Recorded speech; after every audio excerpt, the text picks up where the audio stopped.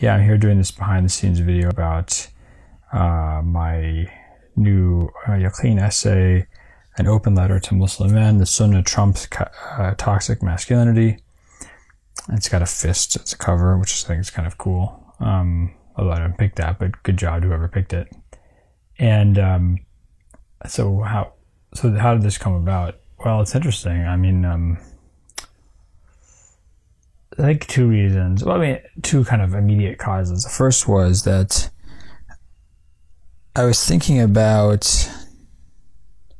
Well, actually, I'll say. So, there's this documentary that was made about the men's rights movement. I think it's called like Red Pill. I think it's called The Red Pill or Red Pill. So, I saw someone talk about this or post about it on social media, and I was kind of interested in this because I had read some short articles about this movement or this idea. So I think one morning, I woke up really early or something. It was Saturday morning, and I just went. It was on Netflix, so I watched it like before anyone else was awake in the house.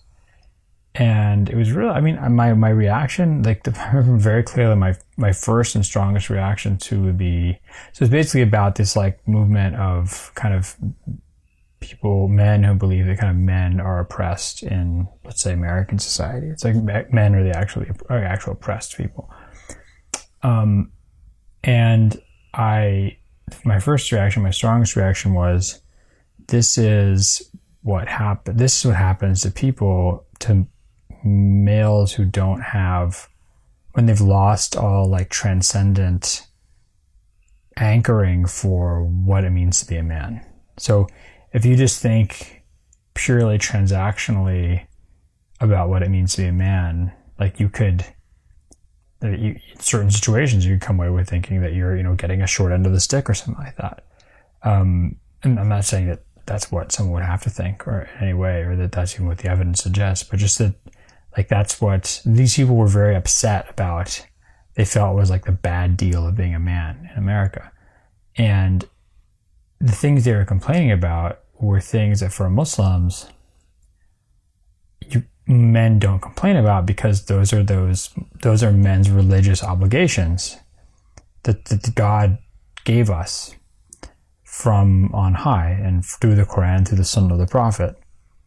And so obligation to protect those people who are weaker than you, obligation to protect your women folk, obligation to provide for your family, right?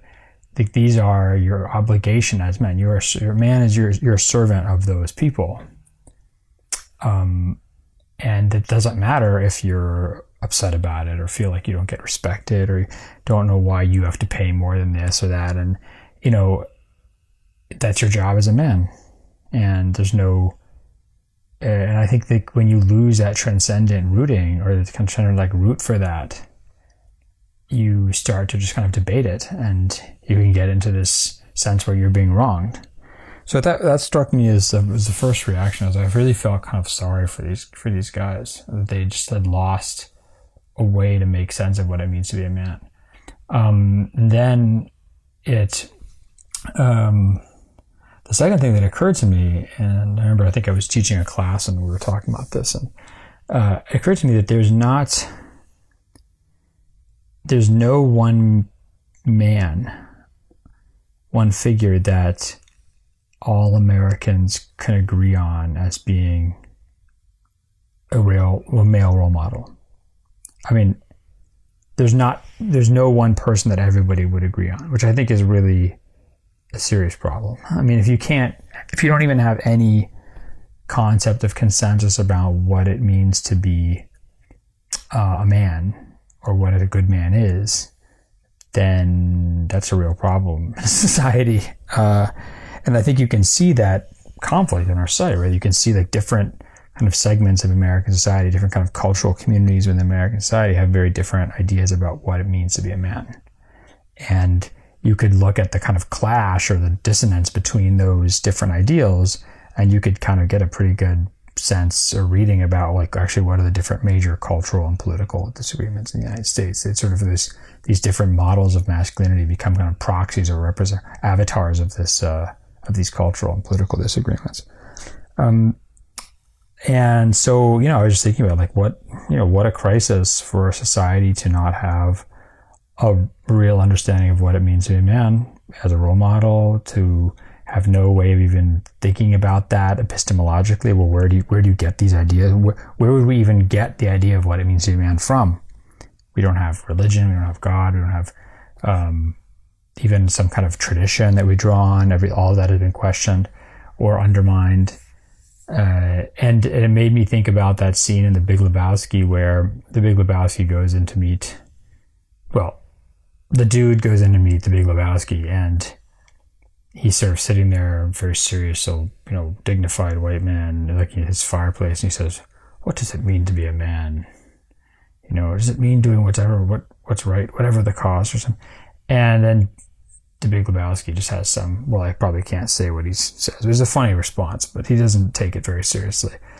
And I think that dismissal so the idea of what does it mean to be a man is really the question of what does it mean to be a good man, which is really about the question of what does it mean to be good as a human being, right?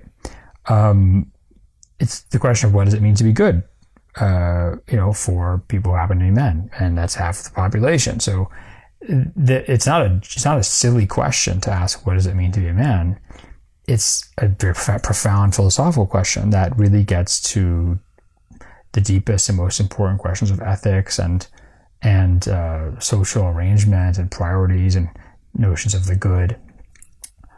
And I think that the kind of the dude's dismissal of that is a kind of post-1960s dismissal of tradition with a capital T, whether it's, religion or more Western moral philosophy.